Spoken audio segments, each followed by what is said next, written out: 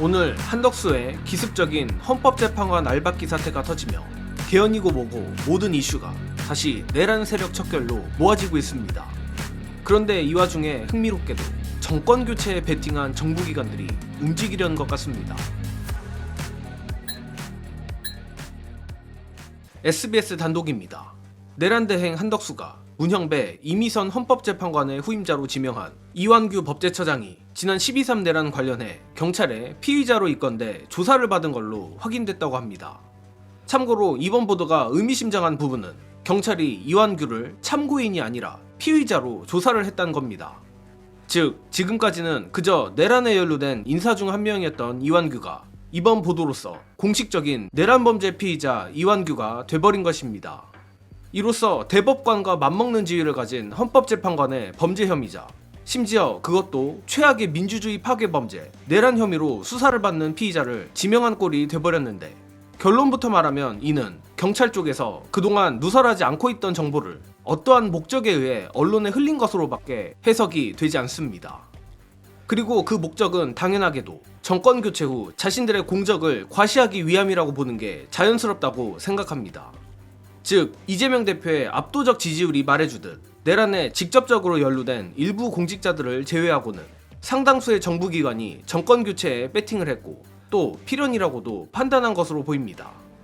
특히 SBS의 보도 내용을 구체적으로 살펴보면 이러한 추측에 더 무게가 실리는데, 민주당은 지난 1월 3일 정진석 대통령 비서실장, 신원식 국가안보실장, 박종준 전 대통령실 경호처장 등 8명을 내란 혐의로 공수처에 고발하는 과정에서 이완규 법제처장도 고발 대상에 포함했다고 합니다.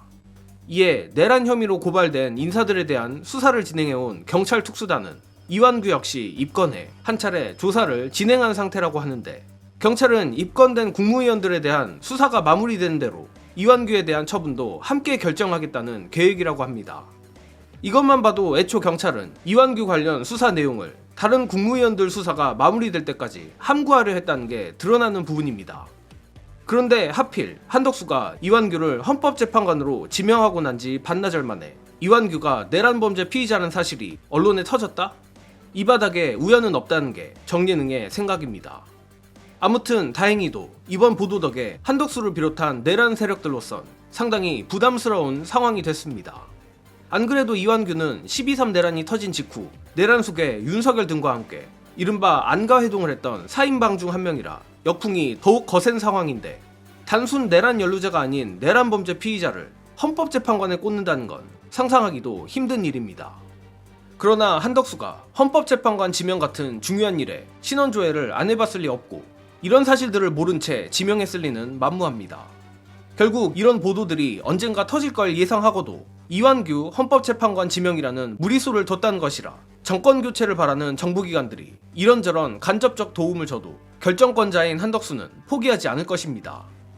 그래도 다행히 국회 측이 한덕수의 망발에 여러 방법들을 총동원하며 어떻게든 방어를 하는 모양새인데, 특히 최근 뜬금없고 쓸데없는 개헌론으로 크게 욕을 먹은 우원식 의장이 그나마 정신을 차렸는지 나름 칭찬할 만한 묘수를 낸 것 같습니다.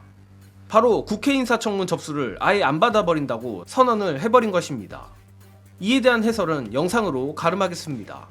인사청문회를 열지 않으면은 이게 임명을 할 수 없는 거예요? 그 해석이 참 재밌는 것 같은데요. 국회 인사청문회를 거쳐야 한다는데 인사청문회를 통과해야 된다 이건 아니잖아요. 인사청문회를 열라는 뜻이잖아요. 예. 국회가 안 열어버리면 어떻게 되느냐, 또는 인사청문회 절차 접수를 안 받아버리면 어떻게 되느냐. 서류 접수를 아예 안 받아버리면. 부원장님께서 말씀을 잘 지적해 주셨어요. 서류 접수를 받았다면 인사청문회를 열게 돼 있는데 안 열고 그냥 30일을 지체해버리면 임명을 할 수 있어요. 예. 근데 접수를 아예 안 받아버리면 그 윤석열 같은 건데 일종의. 근데 이론상으로 보면은 인사청문 요청안이 국회에 접수된 뒤로부터 뭐 이런 식으로 규정이 되어 있단 말이에요. 그러니까 접수를 안 받아버리면은 사실 뭐 그 30일을 안 치는 거죠. 그러니까 안 받으면 안 받았으니까 30일이 아예 카운트가 안 된다. 시작이 안 되는 거죠. 그렇죠. 30일이 시작이 안 되는 거죠. 아예. 약간 치사하긴 하지만은 그 방법도 윤석열한테 뭘 또 배울 줄인데 꿈에도 생각 못했네.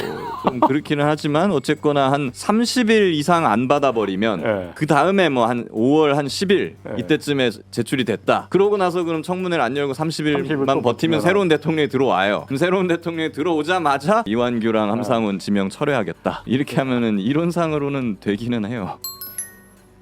지금으로서 가장 중요한 것은 국회가 치사한 편법이든 상상을 초월하는 극단적 방법이든 모든 수를 다 써야 한다는 것입니다. 하물며 오늘 SBS의 단독 보도를 보면 경찰 조직조차 내란 세력의 준동을 막기 위해 나름의 방법으로 간접적으로라도 도움을 주는 것으로 보이는데 민주당이 부자 몸조심할 때가 아니라는 것입니다. 가뜩이나 매일 영상 업로드를 하는 유튜버로서 최근 강하게 체감되는 것은 윤석열 파면으로 그나마 진정됐던 민주시민들의 인내심이 급격히 한계치에 다다른 것입니다. 개인적으로는 극도로 혐오하는 정치인이지만 홍준표가 말한 한 번 속으면 속인 놈이 나쁜 놈이고 두 번 속으면 바보이며 세 번 속으면 공범이란 의견에는 정말 동의합니다. 민주당이 공화국 수호 세력으로서의 유능함을 입증하지 못하면 민심의 분노는 민주당으로 향할 수밖에 없습니다. 고로 야비하고 교활한 방법이든 극단적 방법이든 지금은 민주당이 한다면 한다를 꼭 보여줄 때라는 것을 잊지 않길 바라며 이번 소식은 여기서 마치겠습니다. 시청해주신 여러분 감사합니다.